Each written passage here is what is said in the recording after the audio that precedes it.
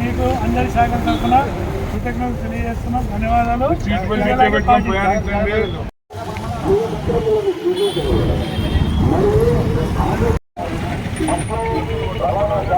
Motor vehicles ఉన్న ప్రతి ఒక్కరూ రోడ్డు మీద ప్రయాణం చేసేటప్పుడు చాలా జాగ్రత్తగా చూసుకోవాల్సి వస్తుంది. రోడ్ సేఫ్టీ మెజర్స్ ముఖ్యంగా హెల్మెట్, టూ వీలర్స్ అయితే హెల్మెట్ ధరించడము, తర్వాత స్పీడ్ లిమిట్, రోడ్డు మీద ఎంత స్పీడ్ ఉంటే ఆ లిమిట్లోనే వెళ్ళాలి.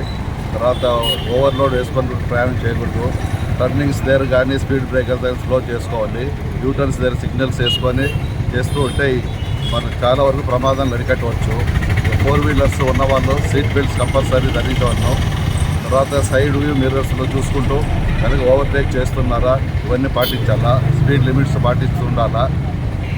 ఫ్యామిలీ మెంబర్స్ రోడ్డు భద్రతా వారోత్సవాల్లో భాగంగా ఈరోజు కదిరి ఎంవీఐ వరప్రసాద్ సార్ గారు మరియు కదిరి టౌన్ సి నారాయణ రెడ్డి గారు మరియు నేను కలిసి ప్రజలకి రోడ్డు భద్రతపై అవగాహన కల్పించడంలో భాగంగా బస్టాండ్ నుంచి మన హ్యూమాన్ సర్కిల్ వరకు వాకింగ్ చేసుకుంటూ దారిలో ప్రజలకు మరియు ఆటో డ్రైవర్లకి, కార్ డ్రైవర్లకి ఈ ట్రాఫిక్ నిబంధనలపై అవగాహన కల్పిస్తూ, అదేవిధంగా మన డాక్టర్ సార్ గారి ద్వారా కూడా ప్రజలకి రవాణా ఏ విధంగా ప్రయాణం చేసేటప్పుడు ఏ విధంగా సూచనలు పాటించాలనేటువంటి మెడికల్ పరంగా కూడా డాక్టర్ గారు కొన్ని సలహాలు చేశారు.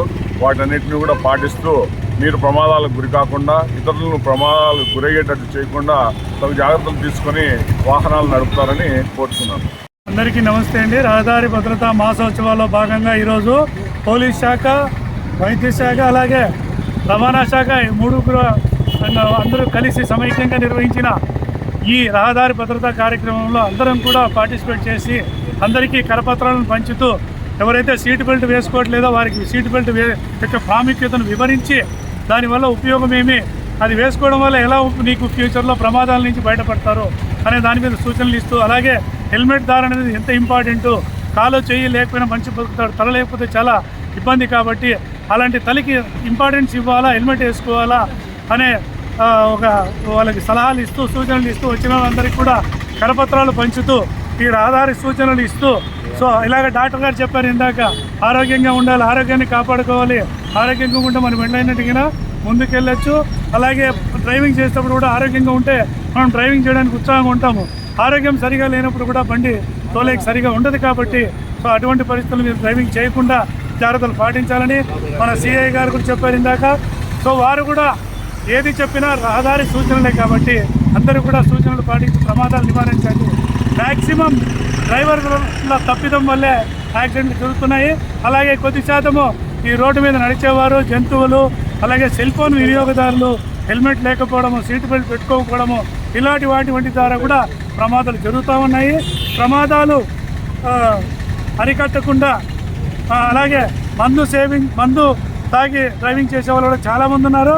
ఇందాక ఒక అతను సెల్ ఫోన్లో మాట్లాడుకుంటూ పోతూ ఉంటే తల ఇట్లా పెట్టుకొని ఇంకా అతను మాట్లాడుతూ ఉండేది డ్రైవింగ్ మీద ఏం కాన్సన్ట్రేషన్ ఉంటుంది. కాబట్టి ఎవరు కూడా తప్పిదాలు చేయొద్దండి. తగిన లైసెన్స్ లేకుండా డ్రైవింగ్ చేయొద్దండి. మామూలుగా ట్రాఫిక్ ఎక్కువ ఉన్న చోట ట్రాఫిక్ రూల్స్ అనేది ఎక్కువ పాటించాలి. స్పీడ్ లిమిట్, ఈ ఓవర్ స్పీడ్ కూడా చాలా ప్రమాదకరం. కాబట్టి అందరికీ కూడా రహదారి సూచనలు పాటిస్తూ ప్రమాదాలు నివారించాలని ప్రతి ఒక్కరికి సూచనలు ఇస్తూ అందరికీ ధన్యవాదాలు తెలియజేసుకుంటాం.